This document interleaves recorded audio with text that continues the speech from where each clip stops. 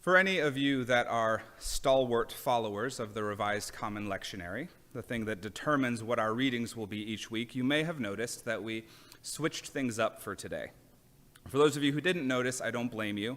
I have a hard time keeping track of it myself. Normally, the gospel readings for Advent follow the same format. No matter what year we are in, as far as the 3-year rotation is concerned, they go in the same order. The first Sunday of Advent is always something apocalyptic. Darkening skies, falling stars, because nothing says goodbye to Thanksgiving and hello to Christmas, like talking about the end times.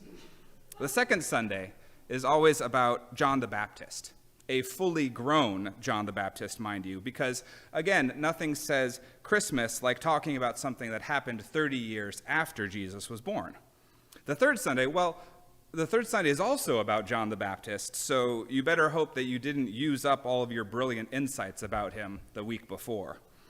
And then finally, on the fourth Sunday of Advent, we get one story actually pertaining to Christmas. Well, this year we decided to go rogue. We figured, hey, it's COVID. If there's any year that we could get away with it, this is it. You know, it's pretty magical. Whenever I forget something or mess something up, all I have to say is, whoops, COVID brain, and all is forgiven. You know, there's a great deal of grace floating around these days, something for which I am very thankful and sincerely hope sticks around long after this pandemic has passed. You know, we also figured that not many people would notice if we switched things around, which I suppose I am now actively undoing by telling you all of this, but lest you go worrying about the runaway worship leadership of this congregation, let me clarify that by going rogue, I mean we moved one set of readings and added the ones for today. Pastor Laura and I still did our Advent due diligence, and dealt with both the end of the world and John the Baptist. Now, in reality, we did it because if there ever was a year that we needed a little more Christmas in our lives, or at least stories that are chronologically Christmas adjacent, this is it. The story that I just read from Zechariah doesn't get much attention, and it's a shame because it is filled with drama and intrigue. It reads almost like a play. Zechariah, as the story tells us, is a priest, and during worship one day, he is selected to enter the sanctuary of the Lord and light the incense offering. And it was there that he encountered the angel Gabriel, who told him that he and his wife Elizabeth would bear a son named John. And then the angel Gabriel strikes Zechariah mute for his doubt-filled response. Now, all of this happens behind closed doors, so no one in the gathered assembly is there to witness it. They just see Zechariah leave and then come back unable to speak.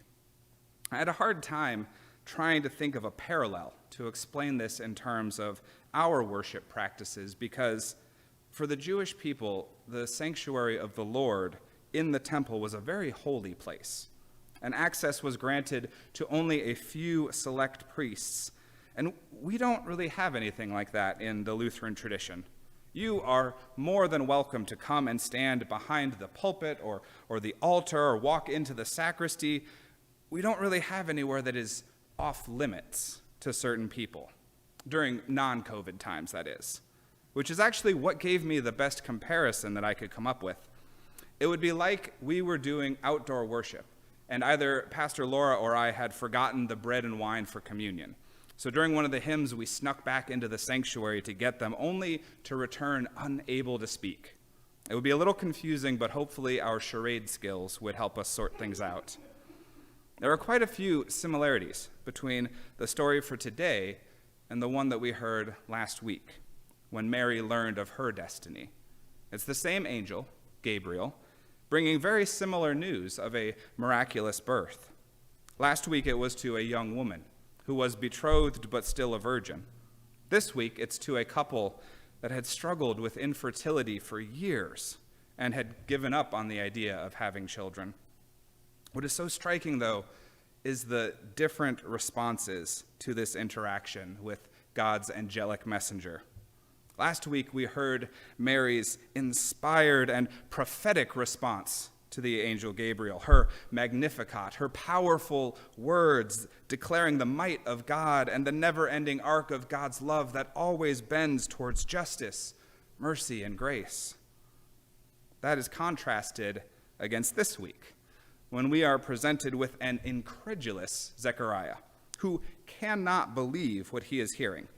He is dumbfounded at the idea that he and his wife, after all of these years, are finally going to have a child. Because as he says, he is an old man, and she is getting on in years as well. A very wise and diplomatic choice of words, if you ask me. I also love when he asks, how will I know that this is so? I don't know. Maybe when you see an angel standing in front of you telling you about it, like literally exactly what is happening right now? Just a guess. The two responses could not be more different from one another. Mary, this young woman of humble birth, believes and accepts instantly, while the old priest with years of theological training and spiritual experience is the one who is dubious. It's similar to another biblical story from Genesis, when God appeared to Abraham as 3 travelers and brought word that he and his wife Sarah, who were both getting on in years, would also have a baby. Sarah overhears this news, and all she can do is laugh. And yet, lo and behold, they do have a child, a son whom they name Isaac, which roughly translates as he will laugh. I'm pretty sure that Elizabeth would have laughed too, had she been there to hear the news from Gabriel. Interestingly, John's name also speaks to the circumstances of his conception. His name means God has given grace. Now, just to be clear, I don't want you to hear what I'm not saying. I'm not saying the fact that Zechariah struggled to believe is a bad thing, that doubt is not an acceptable thing for us to experience. I'm not saying that. If anything, I think that doubt is an integral part of our faith journeys, something that keeps us honest and open and engaged with our faith. And after all, Zechariah's doubt by no means ruined the deal or anything. The angel just sent him on a little involuntary silent retreat, possibly another gift to Elizabeth. I'm just commenting on the contrast between these two responses. I've been seeing quite a few posts on social media about how amazing it is that Advent is told through the voices of women. While Zechariah and Joseph are silent, Mary and Elizabeth are the ones who proclaim the wonder and awe of the coming birth of Jesus. We heard Elizabeth's proclamation as our first reading for today, when Mary came to visit her and she felt John leap for joy in her womb. There are many interesting pieces of art depicting this scene, which is called the visitation. Some of them are pretty normal, like the one that's on the cover of today's bulletin, but some of them, well, I would encourage you to go and Google them later today, because in many of them, you see Mary and Elizabeth talking, but you can also see into their stomachs, as if you had X-ray vision. It's quite bizarre and surreal, because in some instances, you see what you'd expect to see, babies. But in some of the paintings, they show fully grown versions of Jesus and John, fully clothed, fully bearded, wearing sandals, just miniaturized. You know, it's almost as if the artists were worried that we wouldn't know who it was supposed to be. At any rate, Elizabeth and John represent yet another kind of response to coming into contact with the divine. Whereas Mary was filled with wonder and spoke in the bold voice of a prophet, and Zechariah was perplexed and rendered dumbstruck, Elizabeth and John respond to their encounter, this time with Jesus, not just an angel.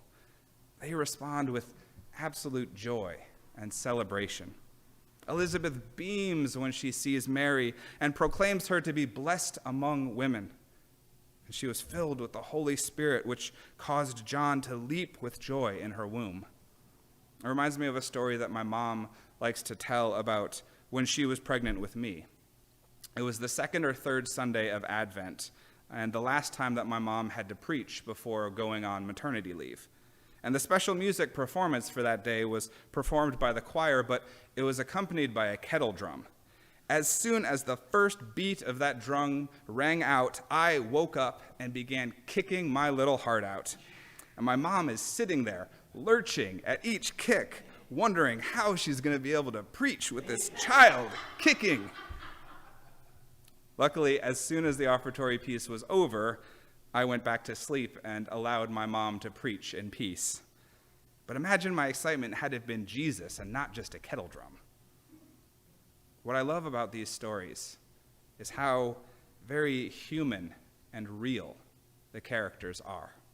How their encounters with the divine all elicit different responses. Zechariah, Mary, and Elizabeth all have very unique, very honest, and authentic reactions. Joy and doubt, wonder and awe, certainty and uncertainty, and each and every one of those feelings is valid. None are to be scorned or looked down upon, which is so important because this year, possibly more so than any other year, we are approaching Christmas Eve from a multitude of different places, feeling a diverse array of emotions, having experienced so much over the past 9 months. We draw toward this blessed day when we remember God's birth in human form, the inbreaking of the divine into our lives. In some way, it is the ultimate encounter with the divine. And given the last year, there's no telling how any one of us will respond. But thankfully, it doesn't really matter. I love this string of stories because the diversity of behavior validates any and all responses to the divine. We don't have to feel like we have to feel a certain way. We don't need to worry about doing or saying the wrong thing because God's engagement with us is not contingent upon how well we handle the situation. God accepts us for exactly who we are. And God still chooses to enter into our story. We are fully known, fully loved, regardless of whether or not we get flustered or confused or orate something as perfect as the Magnificat or weep for sorrow or joy. And that reflects one of the bigger messages of Christmas. God knows this world to be imperfect and unpredictable in its response, and yet God chooses to engage with us all the same. God chose to become human in Jesus, knowing that some people would just get it, that they would immediately understand and drop everything to follow him. God also knew that some people would reject him, and still others would struggle and be uncertain and take time to come around. A perfect and appropriate response on our part is not a necessary prerequisite for God to enter into our lives. Each and every Advent, we prepare our hearts to hear this incredible, astounding, utterly incomprehensible story.